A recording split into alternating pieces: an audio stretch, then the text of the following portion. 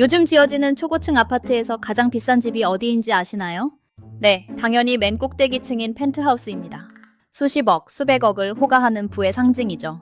가장 높은 곳에서 도시를 내려다보는 특권, 그게 바로 현대사회가 정의하는 성공의 좌표입니다. 그런데 불과 150년 전만 해도 상황은 완전히 정반대였습니다. 그 당시 건물의 꼭대기층은 그 집에서 가장 가난한 사람들이 모여 사는 곳이었거든요. 하녀들의 방, 가난한 예술가들의 다락방이 바로 거기 있었습니다. 지금으로 치면 펜트하우스 자리가 가장 싼 하급 주거지였던 셈입니다. 뭐라고요? 꼭대기가 제일 쌌다고요? 네, 진짜입니다. 19세기 유럽과 미국의 부자들은 절대 높은 곳에 살지 않았습니다. 그들은 주로 2층이나 3층에 살았습니다. 반대로 가난한 사람들은 매일 숨을 헐떡이며 6층, 7층까지 계단을 걸어 올라가야 했죠. 생각해보세요. 엘리베이터가 없는 세상에서 높은 층은 곧 고문이었습니다. 장이라도 한번 보고 오려면 지옥 같은 계단 정복이 시작되는 거예요. 무거운 짐을 들고 좁은 계단을 오르다 보면 다리는 후들거리고 숨은 턱 끝까지 차오릅니다. 종아리는 굵어지고 허리는 굽어갔죠. 높은 곳은 단순히 전망이 좋은 곳이 아니라 올라가기 고통스러운 고립된 공간이었습니다. 여름엔 지붕 열기 때문에 덥고 겨울엔 한기가 가장 먼저 닥치고 심지어 수압이 낮아서 물도 잘 안 나왔습니다. 불이라도 나면 도망칠 방법도 없었죠. 당시 부자들에게 높이는 정복해야 할 대상이 아니라 피해야 할 불편함 그 자체였습니다. 그래서 가장 화려하고 비싼 공간은 언제나 걷기 편한 2층이었습니다. 역사학자들은 이 공간을 피아노 노빌레, 즉 귀족의 층이라고 불렀습니다. 한마디로 높은 층은 인간의 다리가 견뎌야 할 신체적 한계였고 가난의 증명이었던 겁니다. 그런데 어느 날 이 모든 물리적 상식을 뒤엎는 기술 하나가 등장합니다. 이 기술은 단순히 사람을 태워 나르는 기계가 아니었습니다. 땅바닥에 붙어있던 부자들의 욕망을 하늘 위로 끌어올린 계급 역전의 도구였죠. 도대체 밧줄 한 가닥에 매달린 이 상자가 어떻게 공간의 가치를 180도 뒤집어버린 걸까요? 우리의 다리 대신 중력을 이겨낸 그 기술의 탄생에는 어떤 극적인 드라마가 숨어 있을까요? 오늘은 우리 도시의 스카이라인을 다시 그린 마법, 엘리베이터가 바꾼 계급의 역사에 대해 이야기해 보겠습니다. 자, 이제 시간을 19세기 중반으로 돌려보겠습니다. 산업혁명이 몰고 온 변화는 무시무시했습니다. 사람들이 미친 듯이 도시로 몰려들었거든요.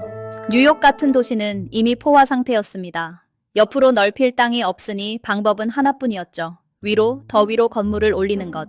그런데 여기서 큰 장벽에 부딪힙니다. 당시 기술로 건물을 10층, 20층 올리는 건 물리적으로 가능했어요. 하지만 문제는 누가 거길 올라가느냐였습니다. 인간의 심폐지구력은 5층이 한계였거든요. 아무리 돈이 많아도 매일 아침 저녁으로 10층까지 계단을 타는 건 고문이나 다름없었습니다. 사실 물건을 들어 올리는 기계, 즉 승강기 자체는 아주 오래전부터 있었습니다. 고대 로마의 콜로세움에서도 검투사들을 무대 위로 올릴 때 썼으니까요. 산업혁명기 공장에서도 밧줄에 증기기관을 연결해서 무거운 짐을 위아래로 날랐습니다.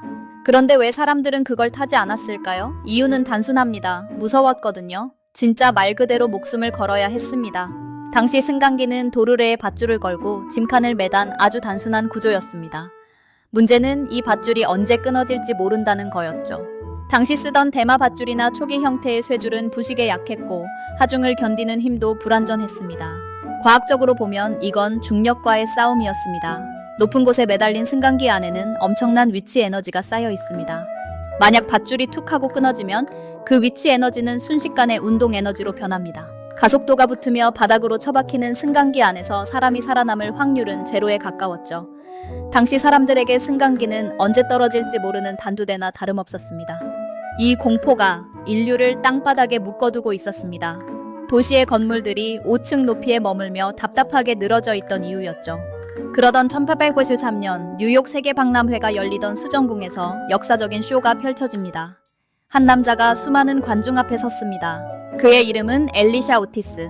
그는 자신이 만든 승강기를 타고 허공 높이 올라갔습니다.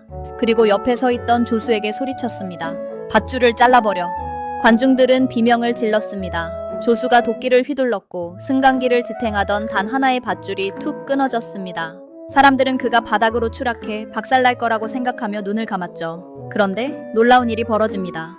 승강기가 덜컥 소리를 내더니 딱 50cm 정도만 내려가고는 공중에서 멈춰버린 겁니다.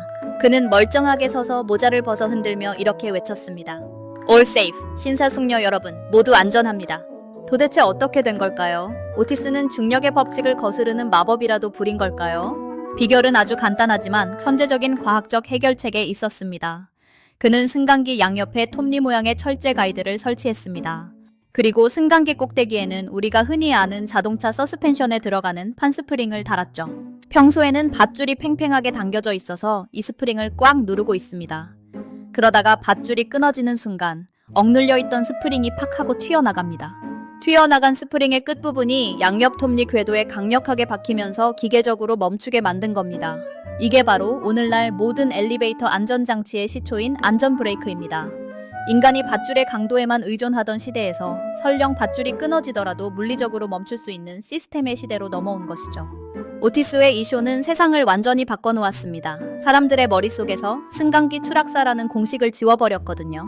추락에 대한 공포가 사라지자 인류의 욕망은 수직으로 폭발하기 시작했습니다. 이제 5층 이상 올라가도 죽지 않는다. 이 확신이 드는 순간 건축가들은 미친 듯이 도면을 고쳐쓰기 시작했습니다. 더 높게, 더 웅장하게. 드디어 마천루의 시대가 열린 겁니다.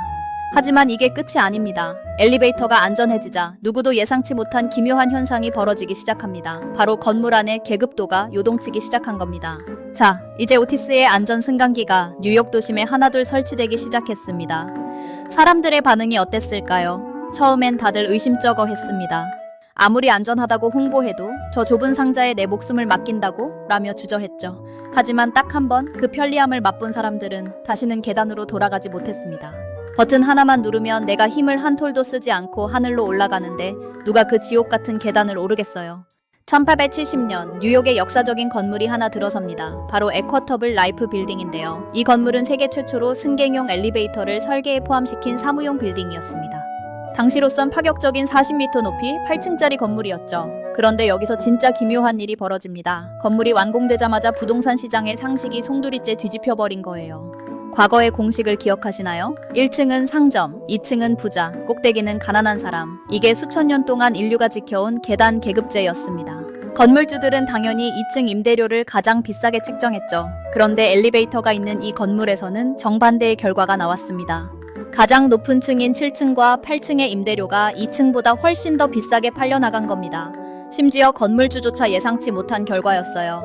왜 이런 일이 벌어졌을까요? 엘리베이터가 수직 이동의 고통이라는 변수를 식에서 지워버렸기 때문입니다. 계단을 오르는 고통이 사라지자 그동안 가려져 있던 높은 층의 장점들이 보이기 시작한 거예요. 일단 조용합니다. 마차가 다니는 거리의 소음에서 해방되죠. 공기도 훨씬 맑고 햇빛도 잘 듭니다. 무엇보다 전망이라는 강력한 권력이 생겼습니다. 남들보다 높은 곳에서 세상을 내려다본다는 것, 이건 인간의 정복욕을 자극하는 엄청난 유혹이었습니다. 엘리베이터 덕분에 부자들은 힘 하나 안 들이고 이 모든 특권을 누릴 수 있게 된 거죠. 이때부터 펜트하우스라는 개념이 탄생합니다. 과거 하녀들이 살던 춥고 좁은 다락방 자리에 이제는 도시에서 가장 돈이 많은 자산가들이 모여들기 시작했습니다. 공간의 가치가 180도 역전된 겁니다. 이제 높이는 더 이상 가난의 증명이 아니라 부와 권력의 척도가 되었습니다. 이 변화는 단순히 건물 안의 층수만 바꾼 게 아닙니다. 도시의 구조 자체를 뒤흔들었어요. 이제 땅이 좁으면 위로 쌓으면 됩니다. 마천루가 경쟁하듯 올라가면서 도시의 밀도는 폭발적으로 높아졌고 우리가 아는 거대 도시 메트로폴리스가 탄생한 거죠. 엘리베이터가 없었다면 뉴욕의 엠파이어 스테이트 빌딩도 두바이의 부르즈 할리파도 그저 종이 위의 공상에 불과했을 겁니다. 엘리베이터라는 이 작은 상자가 인류를 땅바닥에서 해방해 하늘로 쏘아 올린 셈입니다. 결국 기술 하나가 인간의 신체적 한계를 지우자 인간이 공간에 부여하던 가치체계가 통째로 바뀌어버렸습니다. 중력을 이겨낸 밧줄 한 가닥이 현대 도시의 계급도를 다시 그린 겁니다. 결국 기술은 단순히 물리적 거리를 줄이는 것에 그치지 않습니다. 그 기술이 놓인 자리에 우리가 세상을 바라보는 시선과 욕망의 좌표를 새롭게 그려넣죠.